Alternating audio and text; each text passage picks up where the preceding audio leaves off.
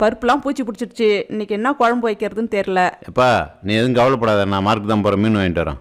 அப்பனா வறுக்கிற மீன் வாங்கிட்டு வந்துடாதீங்க, குழம்பு வைக்கிற மீனா வாங்கிட்டு வாங்க. சரி இரு, நான் சீக்கிரம் போய் வாங்கிட்டு வந்துடுறேன். அப்பாடா காலையிலே வந்து ஃப்ரெஷ்ஷாக இருக்கடா மீன்லாம் இன்னைக்கு. அதனால நமக்கு தேவையான மீன்லாம் தம்பிகிட்ட வாங்கி கொடுத்து க்ளீன் பண்ண சொல்லிட்டேன். தம்பியும் கோச்சிக்காம நான் சொன்ன மாதிரி பக்காவாக க்ளீன் பண்ணி கொடுத்துட்டான். எப்பா வந்துட்டேன், சீக்கிரம் வா. பரவாயில்லையே, அங்கேயே வாங்கி க்ளீன் பண்ணி எடுத்துட்டு வந்துட்டீங்களா? இதுக்கப்புறம் நான் பார்த்துக்கிறேன். இன்னைக்கு சிம்பிளாக நான் குப்பத்து மீன் குழம்பு வைக்க போகிறேன். என்னது குப்பத்து மீன் குழம்பா?